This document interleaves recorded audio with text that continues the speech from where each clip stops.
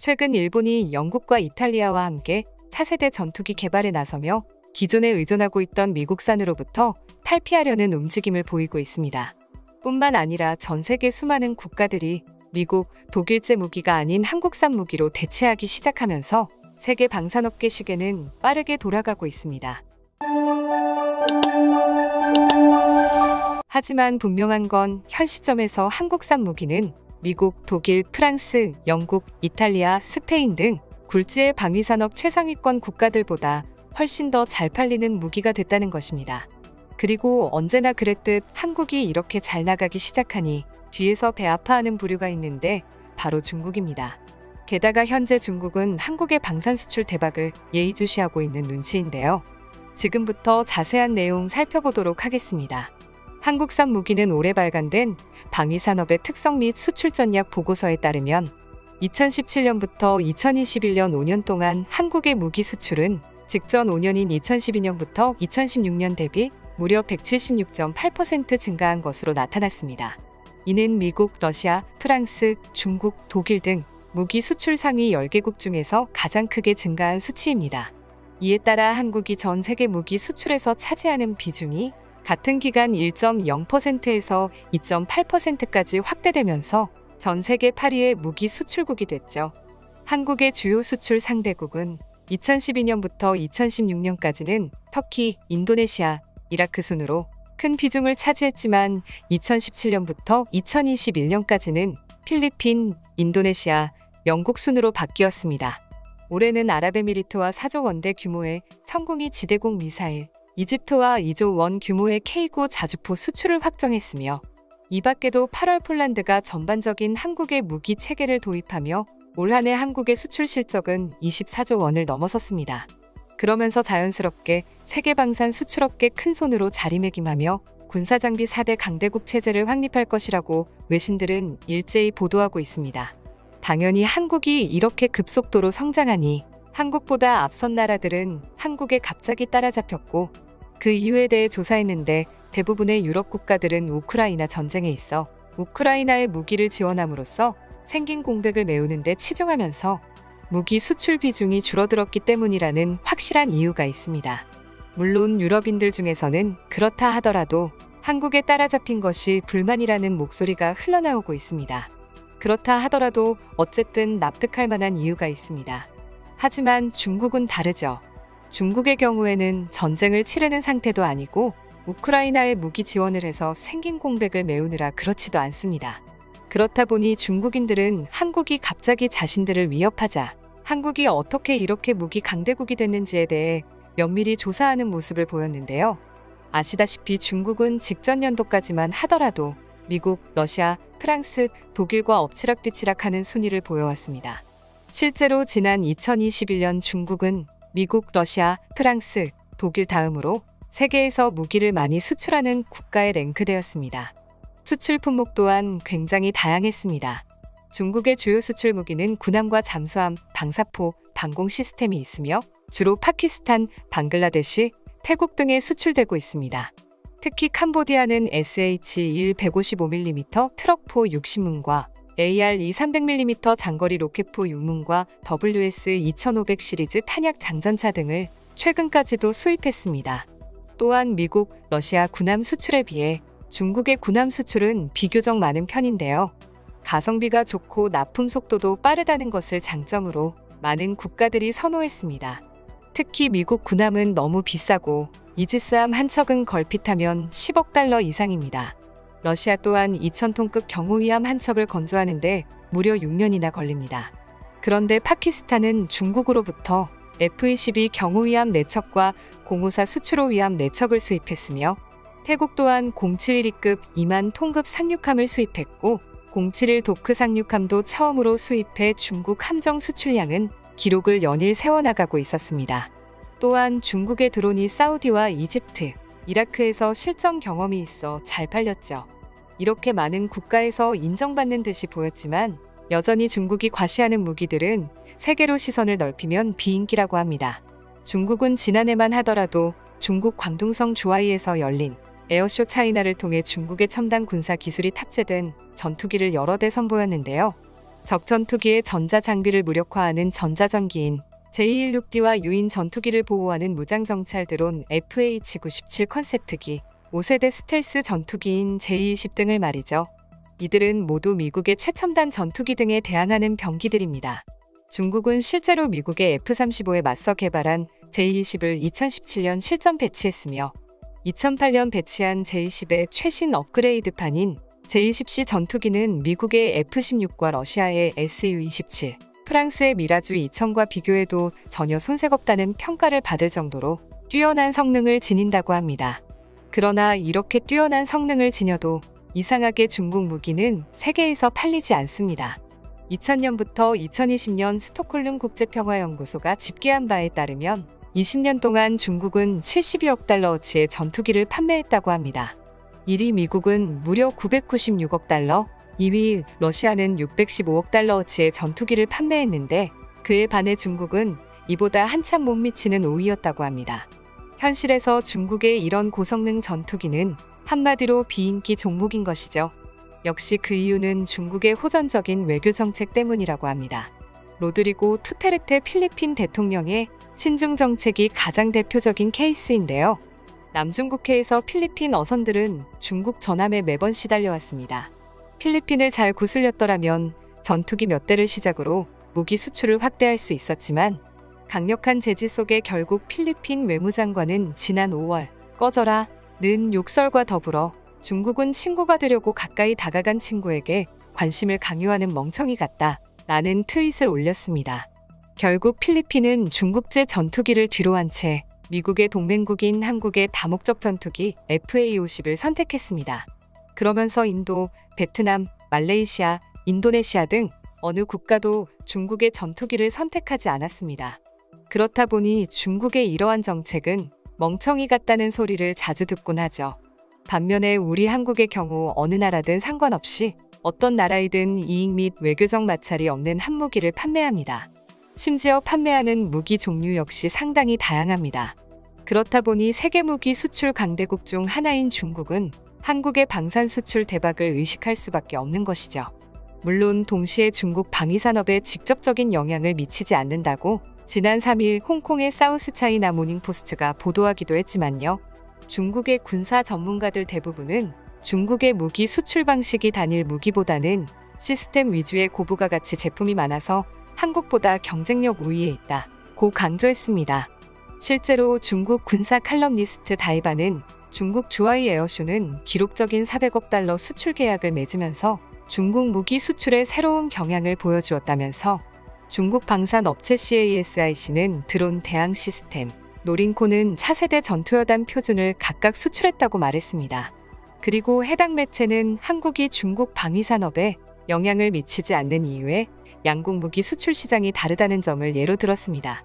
스톡홀름 국제평화연구소에 따르면 중국의 주요 수출지는 남아시아 및 아프리카를 대상으로 하고 있다고 했으며 실제로 중국산 무기의 지금까지 수출 국가를 보면 파키스탄, 알제리, 방글라데시입니다. 지난해의 경우에는 중국 무기 판매량의 70%가 파키스탄으로 향했고 2위는 아프리카의 나이지리아라고 말했습니다. 반면에 우리 한국의 무기 수출은 폴란드, 영국, 필리핀, 인도네시아 등 정말 다양하다는 점을 이야기하면서 한국과 중국의 무기 수출국이 겹치지 않는다고 했습니다. 이에 승중핑 중국 군사평론가는 한국은 중국보다 미국의 무기 수출에 영향을 많이 준다면서 미국이 급증하는 수요를 감당할 수가 없어 긴급한 주문이 한국으로 가고 있고 한국은 미국의 기술이 들어간 첨단 무기를 보다 빨리 제공할 수 있다고 말했습니다. 이어서 한국 무기의 핵심 시스템은 미국이 제공하거나 미국 면허를 획득한 것이라고 하면서 한국산 무기의 수출 증가세는 상한선이 있으며 그것은 미국 공급업체의 손에 달려있다고 사우스차이나 포스트를 통해서 말했습니다. 하지만 그가 말한 것과 달리 현재 한국은 무기 판매에 제한이나 제약이 없으며 수많은 국가의 많은 양을 판매하고 있습니다. 물론 신경 쓸 중국이 아니죠. 중국인들은 되려 한국은 그렇게 잘 나가는 전차에 파워팩이 자국산도 아니지 않냐. 한국산 무기는 고작 미국으로부터 물려받은 무기를 조립해서 판매하는 수준에 불과하다. 애들 장난이나 다름없다. 는 반응을 보여주었습니다. 물론 중국인들의 말 맞다나 최근까지 그 뛰어난 전차에 들어가는 파워팩이 우리 기술이 아니었습니다. 지금까지는 독일산 변속기가 혼합되어 있었습니다. 그런데 지난 13일 현대두산인프라코어가 오직 우리 한국 기술로만 개발한 전차용 엔진으로 불리는 파워팩을 K 전차 생산업체인 현대로템과 약 1,800억 원 규모의 공급 계약을 체결했다고 밝혀 기대를 모으고 있습니다. 현대인프라코어가 만든 엔진은 1,500마력의 27리터 배기량의 V형 12기통 트윈 터보 디젤 엔진으로 수출용 K 전차에 탑재가 되는데, 이 엔진은 56톤 전차를 최고 시속 70km로 주행할 수 있고 해외 경쟁사 대비 저온 시동성이 탁월하다는 게 가장 큰 장점이라고 합니다. 그리고 이 파워팩이 튀르키예 전차에 생산분에 처음으로 탑재될 것이라고 합니다. 튀르키예의 장갑차 제조업체인 베메제 BMC는 곧 K9 자주포 100대를 생산하게 되는데요. 그리고 전차 시제품 2대를 받게 되며 이후 전차는 내년 테스트를 위해 군에 제공됩니다. 이후 다음 97대의 전차 생산을 위한 관련 데이터를 제공하며 테스트 절차가 끝나는 대로 한국산 파워팩을 장착한 알타이 전차의 대량 양산에 돌입한다는 방침을 발표했습니다. 그렇다 보니 이제는 중국인들이 말한 한국 무기의 약점으로 꼽은 파워팩 및 한국은 미국산 무기를 받아서 조립만 한다는 말을 완벽히 반박할 수 있게 됐으며, 이제 중국은 한국산 무기에 그 어떤 좋지 않다는 말을 하지 못하게 됐습니다. 그렇다 보니 중국 매체들이 한국이 중국을 제치고 이제 세계 4위 무기 수출국이 되는 것은 막을 수 없다며, 이제는 중국이 한국을 집중적으로 분석하고 파헤칠 수밖에 없다고 말할 수밖에 없게 되었습니다. 실제로 과거 글로벌 타임즈 보도에 따르면 경기도 고양시 한국국제전시장에서 5일간의 방산전시회가 막을 내렸는데, 규모면에서 올해 방산전시회는 역대 최고 기록을 경신했으며 KEA, K9A, K21, FA50 경전투기, KF21, 21N 4세대 전투기 등과 기갑전투 장비를 전시했고, 한국에서 자체 개발한 다양한 유형의 전투 장비를 선보였다고 전하면서, 특히 매체는 2022년에는 대외 군사 무역 수출액이 200억 달러에 이를 것으로 예상한다고 말했고, 한국이 곧 중국을 제치고 세계 4위의 군사 수출국이 된다고 언급하였습니다. 그리고 중국 매체 역시 한국의 가장 대표적인 작품은 K9 자주포를 꼽았습니다. K9 자주포는 현재 터키의 T155 포르티나 350대, 폴란드의 콰 120대, 핀란드의 K9 48대, 노르웨이 및 에스토니아의 K9 12대 등이 있다고 말했습니다. 뿐만 아니라 인도가 먼저 100대를 계약하고 최근 추가로 200대를 계약하기로 했으며, 호주가 30대, 이집트가 200대, 폴란드가 670대를 주문하는 등 총 1754대가 발주된 상태라고 말했습니다. 물론 이 모든 주문은 우크라이나 전쟁의 영향이라고 말했죠. 하지만 아시다시피 현재 한국의 무기는 우크라이나 전쟁의 영향만이라고는 말할 수 없습니다. 앞서 말씀드린 바와 마찬가지로 한국산 무기는 있는 그대로 세계 최고 수준을 자랑하고 있습니다. 험준한 산악 지형을 무시할 만한 성능을 가지고 있고, 가격이나 성능, 운송 능력 등 모든 것을 고려했을 때 한국산 무기는 세계 최고 수준을 자랑합니다. 더구나 폴란드 군 전문가는 한국산 무기는 미국, 독일 무기를 충분히 대체할 수 있는 강한 군사 무기라고 말하기도 했죠. 또한 매체는 어떤 면에서는 현재 한국의 군수산업이 기둥이 되지는 못했지만 한국의 규모 면에서는 정말 굉장한 수준이라면서, 특히 지상전 장비의 경우 이 정도 수준이 되는 장비를 한 번에 수출할 수 있는 국가는 미국, 프랑스, 독일조차 불가능하고 지금 단계에서는 러시아나 중국밖에는 할 수 없다고 말했습니다. 또 다른 예로는 지금까지 무기 수출 역사상 1000대 이상의 자주포가 판매된 국가는 오직 한국뿐이라고 말했습니다. 미국이든 중국이든 독일이든 한 번에 이 같은 경험은 없다고 말했습니다.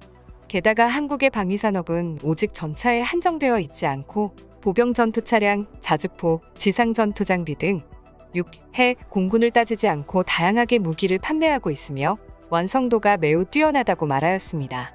심지어 한국은 중단거리 전술탄도 미사일 역시 제조할 수 있고 효과는 매우 뛰어나다고 말하며 한국이 중국을 뛰어넘기에 충분한 능력을 지니고 있다고 했습니다. 그러면서 마지막으로는 한국은 서방 세계에 무기를 판매하고 있는데 중국은 무기와 장비를 서방 국가에서 구매하는 것이 불가하고 또 중국 무기는 팔리지 않는다고 말하며 아쉬워하고 있었습니다. 이에 수많은 중국인들이 한국을 부러워하고 또 대놓고 배아파하는 모습을 보여주었는데 지금부터 관련 중국인들의 반응 한번 살펴보도록 하겠습니다. 한국이 강해졌다고는 하지만 아직도 맨발로 북쪽에 거주하고 있는 형제들을 두려워하고 있지 않은가? 그리고 중요한 점은 또 하나가 더 있어. 엄청 가깝다는 거야. 포탄 하나로 외곽을 공격할 수 있고 로켓미사일 하나만 있으면 서로 간의 수도 공격도 충분히 가능하다는 거야. 한국 무기가 발전할 수밖에 없었던 이유가 바로 이거야. 한국산 무기가 이렇게까지 성능이 올라왔을 줄은 꿈에도 몰랐다. 한국은 굉장하네. 일단 한국은 서방에 팔리고 있다는 거야. 중국은 서방에 그 누구도 사려고 하지 않아. 미국의 영향력 아래 많은 국가는 중국산 무기를 꺼려하고 있는데 한국산 무기는 잘도 팔리는구나. 부럽긴 부러워. 현재의 상황에서 나만이 북한을 두려워하지는 않을 거야. 변명의 여지가 없는 것도 아니다. 단지 같은 지역에 속해 있다는 것뿐이거든. F-35가 습격에 앞장서기라도 한다면 바로 상황이 종료될 거야. 그리고 정보는 정확성이 중요하고 말이야.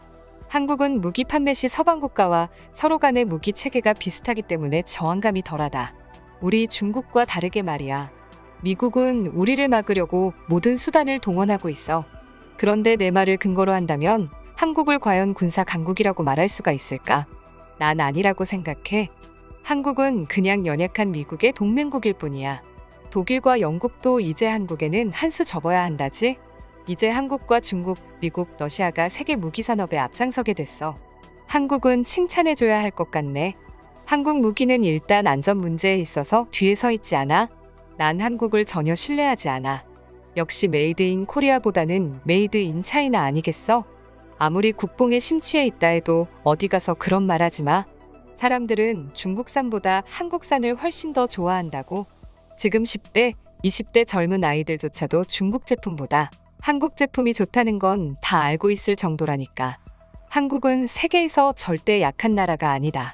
군사적으로도 한국은 세계에서 꽤 강대국이야. 그리고 한국은 방위산업 분야에서는 중국을 따라잡은 것 같고 말이야. 중국도 관련 뉴스가 엄청 많은 것 같은데 하나도 실속 있는 기사는 없는 것 같아. 내가 봤을 때 중국은 오래전에 한국에 다 따라잡혔어. 내세울 것도 없어. 어떤 이들은 중국의 군수산업이 쓰레기라고 말하고 있어. 멋진 형제들은 중국의 군수산업이 매우 강하다고 말하고 있고 말이야. 그렇다면 난 도대체 누구의 말을 믿어야 하는 거야? 한국 무기가 잘 팔린다고 한국 사람들이 엄청 좋아하겠네. 그래봤자 한철 장사야. 우리처럼 오랜 기간 잘 팔리진 않을 거야. 한국은 강대국이 아니니까 말이야. 한국의 무기는 기본적으로 조립품이고 축적량이 상대적으로 적어. 한국은 빠르게 움직이는 소비재의 발상을 무기에 적용해 사용해. 조만간 큰 사건이 발생할 거고 아마도 사고가 발생한다면 평판은 기본적으로 바뀌게 될 거야. 언제적 이야기를 하는지 모르겠네. 한국 관련 뉴스는 하루가 멀다고 바뀌고 또 바뀐다. 하루에도 몇 차례나 바뀐다고. 제대로 조사해보라고. 유럽과 미국도 자체적으로 모든 제품을 생산할 수는 없어. 세계 어느 나라도 혼자서 모든 걸 생산하지는 못해. 좀 배웠다면 내 말이 무슨 뜻인지 금방 이해가 될 거야. 그런데 한국 무기 그 중에서도 K9은 과거에 고장이 잦았잖아. 연평도 때 북한에게 된통 당하지 않았던가? 저걸 뭘 믿고 구입하는 거야? 중국인이지만 중국의 과학기술을 믿지 못하겠어. 중국의 과학기술을 잔뜩 바른 무기는 모방이자 쓰레기고 가난한 아프리카에서나 사겠지. 정말 지나가던 개가 웃을 일이야. 서방의 작은 나라들은 군수산업이 약해서 값비싼 물건을 살 형편이 안 되니까 한국 무기를 사는 거겠지. 이 말이 정답인 것 같네. 올바른 줄에서야 꾸준히 주문도 받을 수 있어. 정말 안타깝기 짝이 없어. 그런데 이제 한국이 선진국임을 묵묵히 인정할 수밖에 없는 것 같은데 우리는 총알을 파는데 한국은 대단한 무기를 팔잖아. 한국은 장기적으로 중국을 따라잡을 거야. 중국은 자체 개발하고 비용도 효율적이라고 하지만 결국 팔리지 않잖아. 그런데 한국은 미국과 계속해서 엮이고 미국 무기를 구입해서 베끼는 수준에 그치고 있잖아. 가격도 중국제보다 훨씬 싸고 말이야. 역시 싼 건 그냥 싼 거야. 한국 제조업을 과소평가해서는 안 됩니다. 역시 한 나라가 발전함에 있어서 전쟁 장사가 가장 대단한 영향을 끼치는 것 같아. 우크라이나 전쟁이 간접적으로 한국 경제의 발전을 돕고 있거든. 한국은 뭘 맨날 띄워주고 빨아대는 거냐? 원래 한국 무기는 작디작은 몽둥이 수준이고 중국과는 비교할 것 자체가 없는데 말이야. 결국 중국도 성장하려면 서방과의 연대가 필요한데 그런 게 전혀 없어. 우리는 서방과 엮일 수 없는 구조로 흘러가고 있어. 유일한 방법은 우리가 미국을 꺾는 수밖에 없는 것 같아.